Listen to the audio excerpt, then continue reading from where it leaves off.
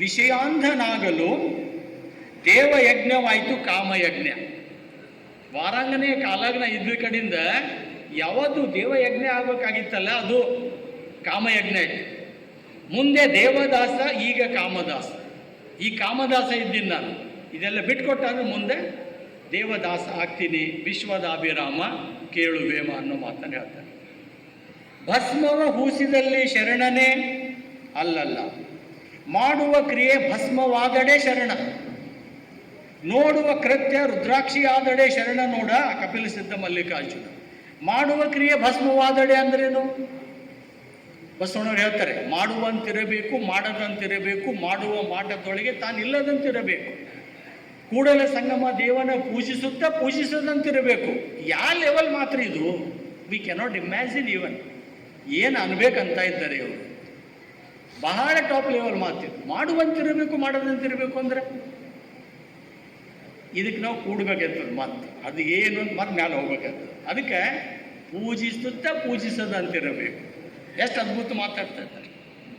ಅದಕ್ಕೆ ವೇಮನ ಹೇಳ್ತಾನೆ, ಭಸ್ಮವ ಬಳಿದು ಕಾಷಾಯವ ಸುತ್ತಿದಡೆ ಮೋಕ್ಷ ದೊರಕುವುದೇ ಎಲೆ ಮಾನವ, ತಲೆ ಬೋಳಾದಡೆ ಮುಕ್ತಿ ದೊರೆಯದೋ ವಿಶ್ವದಾಭಿರಾಮ ಕೇಳುವೆಮ್ಮ ಅಂತ.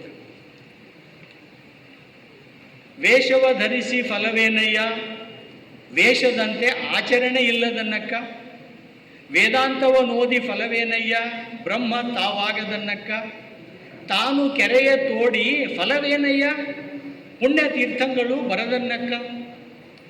ಕೆರೆ ದೊಡ್ಡ ಕೆರೆ ತಯಾರು ಮಾಡೋದು ನೀರೇ ಬರಲಿಲ್ಲ ಅಂದ್ರಿ ಏನು ಉಪಯೋಗ? ದೊಡ್ಡ ಕಾಲೇಜ್ ಕಟ್ಟದ, 2 ವಿದ್ಯಾರ್ಥಿಗಳಿಲ್ಲ, ಏನು ಮಾಡ್ತೀರಿ? ದೊಡ್ಡ ಸಮ್ಮೇಳನ ಮಾಡ್ದ, ಒಂದು 10 ಮಂದಿನೂ ಇಲ್ಲ, ಏನು ಮಾಡ್ತೀರಿ? ಪ್ರಯೋಜನ ಇಲ್ಲ ಅಂತ. ಅದಕ್ಕೆ ನಾನು ಪ್ರಯತ್ನ ಮಾಡ್ತೀನಿ ಅಂದರೆ ಆ ಫಲ ನನಗೆ ಸಿಗಬೇಕಂತ ನಾನು ಅದನ್ನು ಮಾಡಬೇಕು. ನೀವು ಅನ್ಬೋದು, ನಾನು ಫಲ ಸಿಗಬೇಕು ಅಂತ ಪ್ರಯತ್ನ ಮಾಡಿದ್ರೆ ಸಿಗ್ತದೇನ್ರಿ? ಪ್ರಯತ್ನ ಮಾಡಿದ್ರೆ ಸಿಗ್ತದೆ. ಪ್ರಯತ್ನ ಮಾಡಲಿಲ್ಲ ಅಂದರೆ ತಂತಾನೇ ಅದು ಸಿಗಂಗಿಲ್ಲ. ನೀವು ಅನ್ಬೋದು, ನಮ್ಮ ಬೀದರ್ ಗುಲ್ಬರ್ಗ ಭಾಗದಾಗ IAS IPSಗಳು ಯಾಕೆ ಆಗಲ್ರಿ ಅಂದರೆ, ನೀವು 1,000 ವಿದ್ಯಾರ್ಥಿಗಳು ಭೇಟಿಯಾಗಿ ಕೇಳ್ರಿ, ಒಬ್ಬನ ಬಾಯಿದಾಗೂ ಬರೋಂಗಿಲ್ಲ ನಾನು IPS ಆಗ್ಬೇಕಂತೀನಿ ಸರ್ ಅಂತ. ನಾನು IAS ಆಗ್ಬೇಕಂತೀನಿ ಒಬ್ಬನ ಬಾಯಿದಾಗೂ ಬರೋಂಗಿಲ್ಲ ಅಂದ್ರೆ ಯಾಕಾಯ್ತಾರೆ ಇವರು? ದೇನೆವರ್.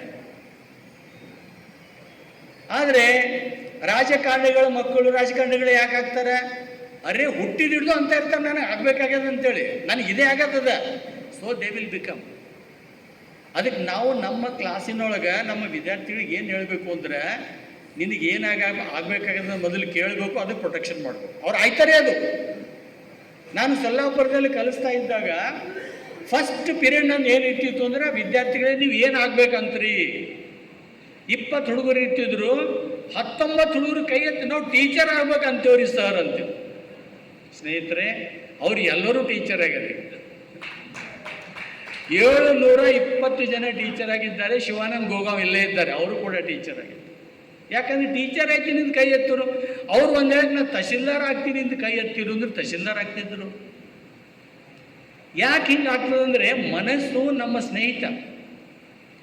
ಆ ಮನಸ್ಸಿಗೆ ನಾವು ಸ್ನೇಹಿತ ಅಂತ ತಿಳ್ಕೊಂಡು ಅದಕ್ಕೆ ನಾವು ಗೈಡೆನ್ಸ್ ಕೊಡಲಿಲ್ಲ ಅಂದ್ರೆ ಅದು ನಮ್ಗೆ ಏನೂ ಮಾಡೋದಿಲ್ಲ, ನಮ್ಗೆ ಗೈಡೆನ್ಸ್ ಮಾಡಂಗಿಲ್ಲ ಅದು. ಮತ್ತು ಮನಸ್ಸಿನಷ್ಟು ಸ್ಟ್ರಾಂಗ್ ಯಾವ್ದಿದೆ ಜಗತ್ತಿನಾಗ ಅಂದ್ರೆ ಮತ್ತಾವುದೂ ಇಲ್ಲ. ಮನಸ್ಸಿನಷ್ಟು ಸ್ಟ್ರಾಂಗ್ ಯಾವುದೂ ಇಲ್ಲ. ಒಂದು ಸಣ್ಣ ಉದಾಹರಣೆ ಹೇಳ್ತೀನಿ, ನಿಮ್ಮ ಟೈಮ್ ಇದ್ದರೆ ಹೇಳಿ. ದೇವಿದಾಸ್ ಅಂತ ನಮ್ಮ ಒಬ್ಬ ವಿದ್ಯಾರ್ಥಿ ನಮ್ಮ ಕಾಲೇಜ್ನೊಳಗೆ ಗೆಸ್ಟ್ ಆಗಿ ಬಂದು, ವಿದ್ಯಾರ್ಥಿ ಗೆಸ್ಟ್ ಅಂತ ಹೆಂಗೆ ಕರೀತೀರಿ ಅನ್ಬೋದು, ಯಾಕೆ ಕರಿಬಾರ್ದು? ಅಚೀವ್ಮೆಂಟ್ ಮಾಡಿದ ಅಂದರೆ ಅವನಿಗೆ ಕರಿಬೇಕು. ಅವನಿಗೆ ಕರೆದೆವು, ಅವ ತನ್ನ ಅನುಭವಗಳನ್ನು ಹೇಳತ್ತ. ಅವ ಏನಿದ್ದ ಅಂದರೆ ಪರ್ವತಾರೋಹಿ. ಜಗತ್ತಿನ 20 ದೇಶಗಳ ಪರ್ವತಗಳನ್ನು ಏರಿ ಬಂದವ. ಹಿಮಾಲಯ ಪರ್ವತ ಅರ್ಧಕ್ಕೆ ಏರಿ ಬಂದವ. ಸ್ಕಾಟ್ಲೆಂಡ್ದೊಳಗೆ ಪರ್ವತ ಏರ ಮುಂದೆ ಅವ್ರಿಗೊಂದು ಫೋನ್ ಬಂತು, ಮೇಲೆ ನಿಮ್ಮ ಅಪ್ಪವ್ರು ತೀರ್ಕೊಂಡಾರ ಅಂತ. ಕೈ ಬಿಟ್ಟ, 2 ಕೈ ಬಿಟ್ಟ, ಕೆಳಗೆ ಬಿದ್ದ, ಕಣ್ಣು ತೆರೆದಾಗ ಹಾಸ್ಪಿಟಲ್ದಾಗಿದ್ದ. ಅವಾಗ ಡಾಕ್ಟ್ರ್ ಹೇಳ್ತಾ ಇದ್ರು, ಸಿಸ್ಟರ್ ಬರ್ಕೋತಾ ಇದ್ರು, ಇವನ್ 2 ಕೈ ಮುರಿದವ, ಇವು ಕೈ ರಿಪೇರಿ ಆಗಲ್ಲ, ಇವ ಏನು ಗುಡ್ಡ ಏರಂಗಿಲ್ಲ, ಇವನ್ ಕಾಲು 2 ಮುರಿದವ, ಇವ ಇಂದು ನಡಿಲಕ್ಕೆ ಸಾಧ್ಯ ಇಲ್ಲ, ಸ್ಟ್ರೇಚರ್ ಮೇಲೆ ಇವ ಹೋಗ್ಬೇಕು, ಇವನು ಬೆನ್ನಿನ ಎಲ್ಲೂ ಮುರಿದ, ಇವನಿಗೆ ಕಡಿ ಕೂಡ್ಲಾಕ್ ಬರಲ್ಲ. ಈ ರೀತಿ 32 ಎಲುಗಳು ಅವನು ಮುರಿದವ. ಅವನ ಜೀವನದೊಳಗೆ ಅವು ಕುಂದ್ರದೇ ಬಹಳ ಕಷ್ಟ. ಸ್ನೇಹಿತರೆ, ನಾನು ಕಲ್ಪನೆ ಹೇಳ್ತಾ ಇಲ್ಲ, ಖರೆ ಈ ರೀತಿ ಡಾಕ್ಟರ್ ಹೇಳ್ತಾ ಇದ್ದಾಗ ಇವ ತನ್ನ ಮನಸ್ಸಿನಾಗ ಏನು ವಿಚಾರ ಮಾಡ್ತಾ ಇದ್ದ? ಮನಸ್ಸಿನೊಳಗೆ ಮನಸ್ಸು, ಇನ್ನ 1 ತಿಂಗಳದಾಗ ನಾನು ಕೂಡೋದು ಕಲಿತೀನಿ, 3ನೇ ತಿಂಗಳದಾಗ ಹಾಸ್ಪಿಟಲಿಂದ ಹೊರಗೆ ನಡೆಯೋದು ಕಲಿತೀನಿ, 6ನೇ ತಿಂಗಳದಾಗ ಓಡೋದು ಕಲಿತೀನಿ, 9ನೇ ತಿಂಗಳದೊಳಗೆ ನಾನು ಸ್ಕಾಟ್ಲ್ಯಾಂಡ್ಗೆ ಹೋಗ್ತೀನಿ, 12ನೇ ತಿಂಗಳದಾಗ ಆ ಅರ್ಧ ಏರಿದ ಗುಡ್ಡ ನಾನು ಪೂರ ಏರ್ತೀನಿ. He made it. ಅವ ಮಾಡ್ದ, ಹಂಗೆ ಗುಣ ಆದ, ತಂತ ರಿಪೇರಿ ಮಾಡ್ಕೊಂಡ, ಆ ಗುಡ್ಡ ಏರ್ ಬಂದ. ನಿಮ್ಮ ಮುಂದೆ ನಾನು ನಿಂತೀನಿ ಸರ್, 32 ಎಲ್ಲ ನಾನು ಮುರಿದವ, ಆದರೂ ಕೂಡ ನಿಮ್ಮ ಮುಂದೆ ನಿಂತೀನಿ. ನನ್ನ ಜೀವನದ ಎಲ್ಲ ಆಶೆಗಳನ್ನು ನಾನು ಏರಿಸ್ಕೊಂಡಿದ್ದೀನಿ, ಎಲ್ಲ ಪರ್ವತಗಳನ್ನು ನಾನು ಏರಿದೆ. ಸ್ನೇಹಿತರೆ, ಇದು ಯಾರ ಶಕ್ತಿ ಇದೆ? ಇದು ಮನಸ್ಸಿನ ಶಕ್ತಿ ಇದೆ. ಇನ್ನೊಂದು ಕಡೆ ನಾನು ನಿನ್ನ ಬರೋ ಮುಂದೆ ಓದ್ದ, ಮನುಷ್ಯನ ಈ ಮನಸ್ಸಿನ ಜೊತೆ ಇಡೀ ದೇಹದೊಳಗೆ 3 ಟ್ರಿಲಿಯನ್ ಜೀವಕೋಶಗಳವ. ಒಂದೊಂದು ಜೀವಕೋಶ ಒಂದು ಸ್ವಲ್ಪ ಕರೆಂಟ್ ತಯಾರು ಮಾಡ್ತದೆ, ಕರೆಂಟ್ ಎಲೆಕ್ಟ್ರಿಸಿಟಿ ತಯಾರು ಮಾಡ್ತದೆ. ಆ ಎಲೆಕ್ಟ್ರಿಸಿಟಿಯಿಂದ ನಾವು ನಡೀತಾ ಇದ್ದೆವು, ಓಡಾಡ್ತಾ ಇದ್ದೆವು, ಮಾತಾಡ್ತಾ ಇದ್ದೆವು. ಈ ಎಲ್ಲ ಎಲೆಕ್ಟ್ರಿಸಿಟಿ ಜಮಾಸಿ ಕರೆಂಟ್ ತಯಾರು ಮಾಡಿ ಒಂದು ಲೈನ್ದಾಗ ನಾವು ಕೊಟ್ಟೆವು ಅಂದ್ರೆ ಬಾಂಬೆ ಸಿಟಿ 1 ವರ್ಷ ಕರೆಂಟ್ ಕೊಡ್ಬೋದು. ಒಂದು ಮನುಷ್ಯ ಇಡೀ ಬಾಂಬೆ ಸಿಟಿಗೆ ಒಬ್ಬ ಮನುಷ್ಯನ ಜೀವಕೋಶಗಳು ನಿರ್ಮಾಣ ಮಾಡುವಂಥ ಎಲೆಕ್ಟ್ರಿಸಿಟಿ ಎನರ್ಜಿ, ಅದರಿಂದ ಇಡೀ ಬಾಂಬೆ ಸಿಟಿಗೆ ಸಾಲುವಷ್ಟು ಕರೆಂಟ್ ಕೊಡ್ಬೋದು. ಅಂದ್ರೆ ಲೆಕ್ಕ ಹಾಕಿದ್ರೆ ನಮ್ಮಲ್ಲಿ ಎಷ್ಟು ಶಕ್ತಿ ಇದೆ. ಪ್ರತಿಯೊಬ್ಬರೂ ಕೂಡ ಸ್ನೇಹಿತರೆ ಒಂದು ಅಣುಬಾಂಬ್ ಇದ್ದಾನೆ. ಅದ್ರ ಮೇಲೆ ಹೆಂಡಿನ ಅಡಿ ಹಾಕಿದ್ದೇವೆ ನಾವು. ಅದಕ್ಕೆ ನಾವು ನಮ್ಮ ಎನರ್ಜಿಯನ್ನು ಎದಕ್ಕೆ ಯೂಸ್ ಮಾಡ್ತಾ ಇದ್ದೆವು? ಮಾತಾಡ್ಲಕ್ಕ, ಟಿಂಗೆ ಮಾಡ್ಲಕ್ಕ, ಇನ್ನೊಬ್ಬರಿಗೆ ವ್ಯಂಗ್ಯ ಮಾಡೋ ಸಲುವಾಗಿ, ಇನ್ನೊಬ್ಬರಿಗೆ ಕಡಿಮೆ ತೋರಿಸಿ ನಮ್ದು ಎಲ್ಲ ಎನರ್ಜಿ ಇದ್ರಾಗ ಹಾಳಾಗ್ತದೆ.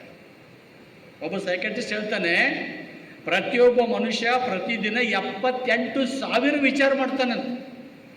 ಎಷ್ಟ್ರಿ? 78,000 ವಿಚಾರ ಮಾಡ್ತಾನಂತ. ಈಗ ನಿಮ್ಮ ತಲೆಗೆ ಬಂತೋಡಿ, ಇವನ್ ಪೂಜಾರಿ ಮಾತಾಡ್ತಾನಂತೆ ಬಂದ್ರು ಸರ್, ಇವನ್ ಪೂಜಾರಿ ಮಾತಾಡ್ತಾನಂತ ಹಿಂಗೆ.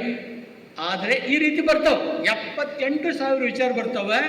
ಸಂಜೆಗೆ ನಾವು ಕುಂತಾಗ ಒಂದೂ ಕೆಲಸ ಆಗಿರಂಗಿಲ್ಲ, ಒಂದೊಂದೂ ಕೆಲಸ ಆಗಿರಂಗಿಲ್ಲ. ಅಪೋಳಂಥವ್ರು 78,000 ವಿಚಾರ ಮಾಡಲ್ಲ, ಅವ್ರು ಒಂದೇ ವಿಚಾರ ಮಾಡ್ತಾರೆ. ಇಂಥ ಒಂದು ಸಮ್ಮೇಳನ ಮಾಡೋದಂತ ಒಂದು ವಿಚಾರ ಮಾಡೋರು ಅಂದ್ರೆ ಅದು 15 ದಿವಸನಾಗ ಇಲ್ಲಿ ಸ್ಟ್ಯಾಂಡ್ ಮಾಡ್ತಾರೆ. ಇಂಥ ಒಂದು ಅನುಭವ ಮಂಟಪ ಕಟ್ಟೋದದ ಅಂತ ಅವ್ರ ತಲೆಗೆ ಬಂತು ಅಂದ್ರೆ ಅವ್ರು 5 ವರ್ಷನಾಗ ಅದು ನಿಂದಿರಿಸಿ ನಮ್ಗೆಲ್ಲರೂ ಒಳಗೆ ಕುಂದಿರ್ಸ್ತಾರೆ, ಹಿಂಗೆ ಮಾತಾಡಕ್ಕೆ ಹಚ್ತಾರೆ. ಯಶಸ್ವಿ ಇಂಥವ್ರೇ ಆಗ್ತಾರೆ. ವಚನಗಳು ಇದನ್ನು ಕಲಿಸ್ತವೆ. ಬೋಗಸ್ ಮಾತಾಡ್ಕೋತ ಹೋಗ್ಬೇಡ್ರಿ. ನಿಮ್ಮ ಮನಸ್ಸಿಗೆ, ನಿಮ್ಮ ದೇಹಕ್ಕೆ ಉಪಯೋಗ ಮಾಡ್ಕೋರಿ, ಆ ಎನರ್ಜಿಯನ್ನು ಬಳಸ್ಕೊಳ್ರಿ. ಒಂದು ಹಾದಿಯಲ್ಲೇ ನೀವು ಮುಂದಕ್ಕೆ ಹೋಗ್ರಿ, ನೀವು ಗ್ಯಾರಂಟಿ ನಿಮಗೆ ಅಚೀವ್ಮೆಂಟ್ ಸಿಗ್ತದೆ ಅನ್ನೋ ಮಾತು. ಅದಕ್ಕೆ ಸಿದ್ದರಾಮನೇ ಉದಾಹರಣೆ ಇದ್ದಾನೆ. ನಾನು ಈವರೆಗೆ ಮಾತಾಡುವಂಥ ವೇಮನ ಅದಕ್ಕೆ ಒಳ್ಳೆ ಉದಾಹರಣೆ ಇದ್ದಾನೆ. ವೇಮನ ಕೈ ಬಿಟ್ಟು ಹೋಗಲಿಕ್ಕೆ ಎಷ್ಟು ಸಮಯ ಹತ್ತಿದ್ರಿ? ಸತ್ತಿದವ ಅರ್ಧ ಸತ್ತಂಗೆ ಪೂರ್ತಿಯಲ್ಲ, ಬೇವಶ್ ಬಿದ್ದಾಗ ನೀರು ಹೊಳ್ಮೇಲೆ ಹೇಳ್ತಾನೆ ಎಲ್ಲಿದ್ದಿಲ್ಲ ಅಂತ ಕೇಳ್ತಾನೆ. ಮತ್ತು ಅವನ ದೇಹದ ಮನಸ್ಸಿನ ಶಕ್ತಿಯನ್ನು ಬಳಸ್ಕೊಂಡು ನಾವು ಮತ್ತೆ ವೇಮನ ಯೋಗಿ ಅನ್ನಿಸ್ಕೋದು. ಅವನ ಮೇಲೆ 20 ಜನ PhD ಮಾಡಿದ್ದಾರೆ, ಏನೂ ಓದಲಾರದ ಮನುಷ್ಯ. ಅದಕ್ಕೆ ನಾವು ಏನು ಕಲಿಯರಿ ಇದ್ರೊಳಗೆ ಅಂದರೆ ವಚನಗಳು ನಮಗೆ ಇದನ್ನು ಕೊಡ್ತಾವೆ. ನಾವು ಶಾಲೆಯಲ್ಲಿ ಇದ್ದೇವೆ ಅಂದ್ರೆ, ಕಾಲೇಜ್ದಾಗ ಇದ್ದೇವೆ ಅಂದ್ರೆ, ಆಫೀಸ್ನಾಗ ಇದ್ದೇವೆ ಅಂದ್ರೆ, ನಮ್ಮ ಸುತ್ತಮುತ್ತ ಇದ್ದವ್ರಿಗೆ ಒಂದು 10 ವಚನ ಪಾಠ ಮಾಡ್ರಪ್ಪ ನೀವು ಅಂತ ಹೇಳಿ, ಒಂದು 10 ವಚನ ಪಾಠ ಮಾಡಿರಿ, ಅವು ನಿಮ್ಮ ಜೀವನಕ್ಕೆ ಮಾರ್ಗದರ್ಶನ ಮಾಡ್ತಾವ ಅನ್ನೋ ಮಾತನ್ನು.